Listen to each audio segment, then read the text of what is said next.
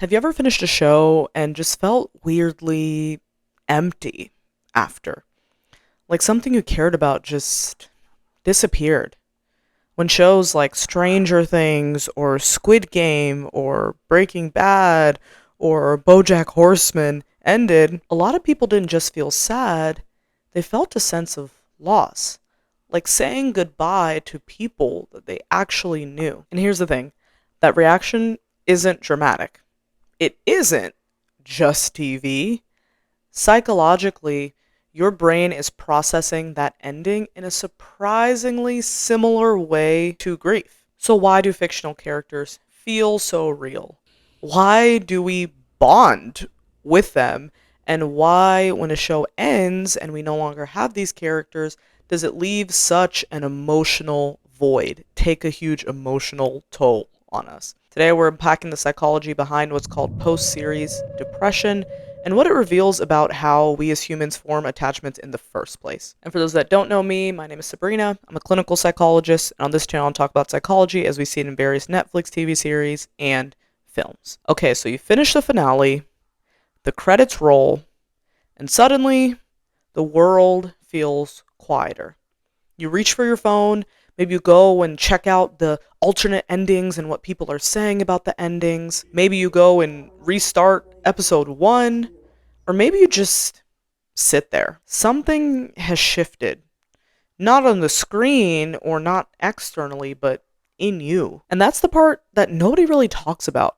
How a fictional world can start to feel familiar, can feel safe, and can even feel emotionally necessary. When it disappears, your brain acts like something meaningful just ended.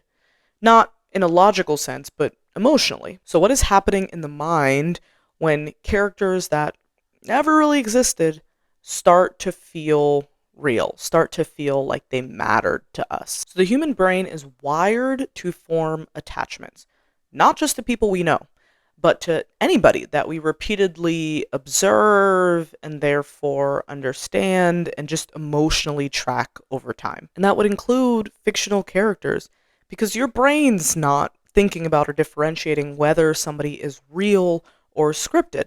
Because think about it, our brains, they did not evolve during a time where we had TVs or screens or streaming or actors and scripts and movies. So our brain is responding to faces and to voices and to emotional expression and relationship patterns. These are the same things that we react to that help us to build some kind of social bond. And when we have a recognition, when we repeatedly start to recognize or see somebody, it builds the sense of familiarity. That kind of familiarity then turns into a more emotional investment, and that emotional investment will then turn into attachment. So when a story ends, that means that your brain does not recognize it as content is over, but it recognizes it as the relationship has stopped. This is also getting into the concept of something that's known as parasocial bonds, which is basically a one-sided relationship, which we have with people that are on the screen with these characters, where we start to feel a bond and some connection and some kind of emotion, but they don't even really know that we exist. And this has become super popular, like with the craze of heated rivalry, where all of us have felt this bond with Connor Story and Hudson Williams, and we all feel like we're in the cottage, even though we are not a part of this fictional relationship whatsoever. And I might actually talk about that show and parasocial bonds in more depth, so let me know if you'd be interested in that. But it's because of this idea that I just mentioned when it comes to familiarity and how our brain is just not made to really recognize that this is TV and this is fake. It's just made to recognize the emotion and the things that they're eliciting behind it. And so it's easy for us to form this one-sided relationship. And so the loss of a character can feel like the loss of a distant friend. And it might not even make sense. Think about things like the Netflix show The Crown, right? And the emotional attachment that you kind of form to Princess Diana. We know the historical outcome. We know what happens, even for things like, and this obviously isn't on Netflix, but like Titanic, right? Forming this bond with certain characters when you know the outcome of it. And that's because there's kind of this idea of narrative transportation, that when we're watching some kind of really immersive storytelling, our brain just kind of quiets. Like our self awareness drops to really understand that we are now watching TV. And this kind of emotional simulation begins. So you're not just watching something, but you are mentally inhabiting that world. Same thing with discovering like the upside down for the first time. You're really engaged in figuring out how does this world work, and oh my gosh, there's bats now, and all these other things in this world. And so when you are having this bond with these characters, your brain wasn't confused.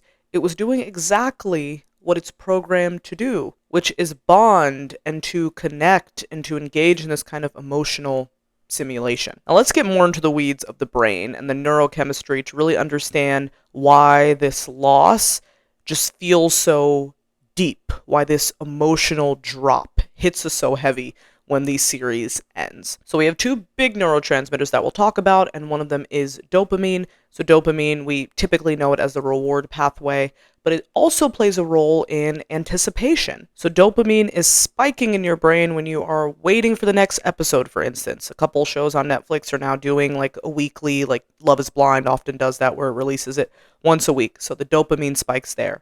Or when a mystery deepens, or when there is some insane cliffhanger, dopamine is spiking all in those instances. And when you binge watch, you're creating this dopamine loop because you are watching it, you're anticipating the next episode, and then you are watching it and you are getting this payoff, and then it loops over and over and over again. So then when you stop watching the show, you now will have this dopamine crash. The loop collapses. And because of that, it can feel like a sense of restlessness or a sense of emptiness or that sense of, nothing feels interesting right now. It's because your dopamine has plummeted. It's not because you're a weirdo. And the next thing to note too that plays a big role is what's known as oxytocin. So speaking of Love is Blind, I actually did a video a while ago on the psychology of attraction where I talk about Love is Blind, and in it I talk about oxytocin, which is known as the love hormone, which plays a big role in love and attraction and as you're building a kind of relationship with a person. And the thing is, this gets released during things like vulnerable moments or moments of trust or things like family dynamics, positive ones. So even people with their like found family or their chosen family, and shows that center around relationships really amplifies this. And so this doesn't just get released when we experience this, but when we also watch other people, like watch other people on screen experience this too. And like I said, this is the love hormone, which goes into bonding us with certain people. And so we can feel it for things like the group bond and those sweet moments in Stranger Things, or things like the emotional intimacy that you might get in like sex education. But then let's also think about stress too, and this kind of emotional withdrawal. When something that was a long-term emotional stimulus just ends suddenly. So especially if this is a longer show, like if you've been watching, I don't know, Grey's Anatomy or something that's had multiple seasons, or as Netflix is known to do, has spanned over multiple years. When it ends, this is a sudden loss to your nervous system that is registering. And so because of that, your stress hormones, cortisol, actually starts to rise. And this is especially the case if this show was some kind of emotional coping tool. Like every time I'm having a hard day or I'm feeling bad, like, I'll just pop on The Office or something. So then when The Office ends, that loss, you feel it even more profoundly because that stress is increasing because now your nervous system is saying, oh my gosh, I lost something that was giving me all this dopamine. So post-series depression isn't dramatic. It's a neurochemical withdrawal from meaning and connection. Now, I said that this experience of the show ending is kind of similar to that of grief. It kind of mimics it. So let's talk about how. So there's this first instance of shock and denial. The shock coming in of, oh my gosh, it can't really be over. Same thing when we lose somebody, the shock that we might have of, oh my gosh, they can't have really passed. And then the denial coming in. And so maybe we're doing immediate rewatches of this show, or we're watching 1 million finale breakdown videos just to get more information about it and to kind of keep it going and pretend that it's still alive. Don't worry, I'll talk about fan theories and conformity gate in a minute. But to keep that going, we are in this denial. Same thing that might happen more emotionally during grief, where you keep expecting that person to come back and walk through the door. You keep calling their phone, almost like expecting that they're going to pick up. Then here comes conformity gate and just everything we are seeing with Stranger Things, which is bargaining and anger.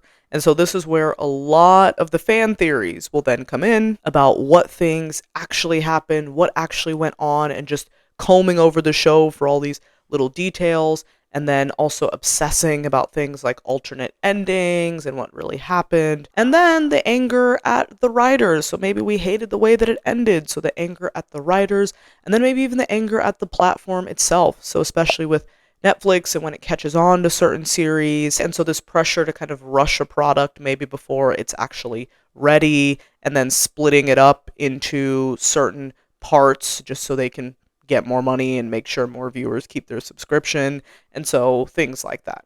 And same thing with grief, bargaining, anger, huge parts of regular grief too. And then, of course, there's this sadness and emptiness. So there's a big loss to a routine, especially if it was something that you're used to watching maybe daily. Like if you have self control, which I don't have, some people watch like an episode a day or maybe just a few. And if it's a longer series, if you do that just consistently, now you've lost a routine for you, and maybe you've lost this kind of emotional support, this anchoring. Like I talked about before, maybe times when you were stressed, or just knowing that you had this little thing to look forward to that can make you happy, and now that emotional anchor's kind of gone.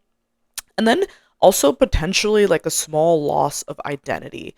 And especially for those shows that have gone on for long periods of time, maybe that all of us or a lot of people around the world were really into, there could almost be like parts of us that really identify in the show.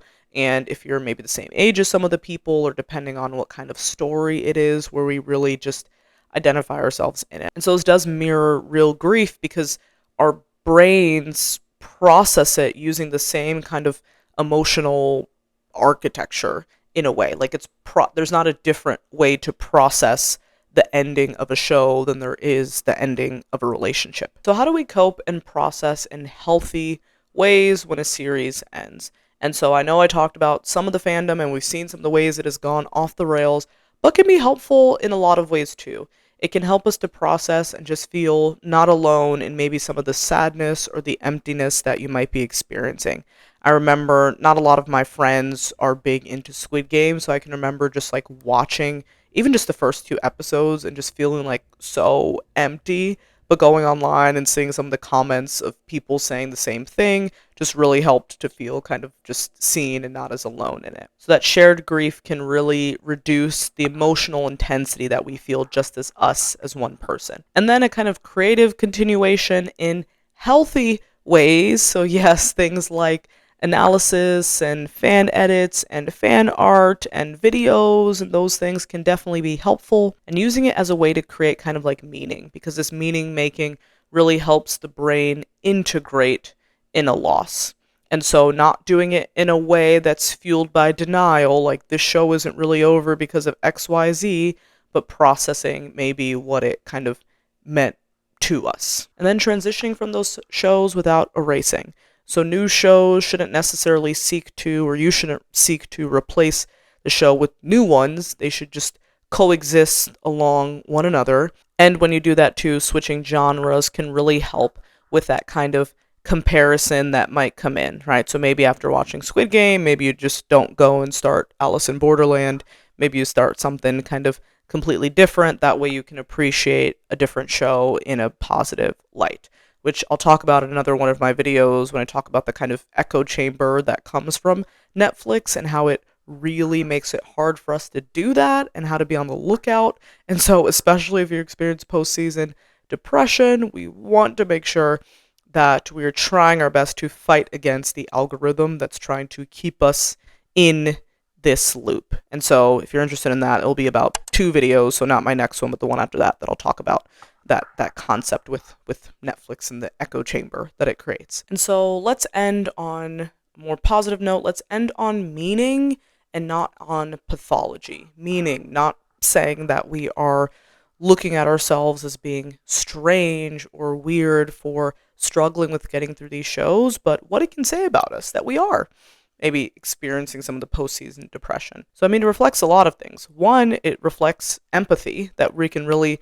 join in and experience pain and hurt and this loss with all these characters. So, it shows that. It shows the depths of our imagination as well as our emotional depth, too, if we're having this post series depression. And it also, this kind of fiction can give us like a practice run when it comes to true loss in our personal lives and even attachment in general.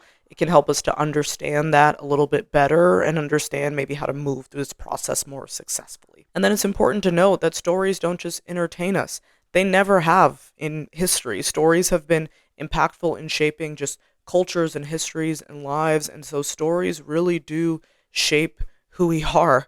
Like certain stories that we hear can maybe encourage us to do something that we're incredibly afraid of and be brave in those moments and just to be who we are. So if a fictional ending can hurt this deeply, it tells us something about our own capacity to connect. And that in no way is a weakness.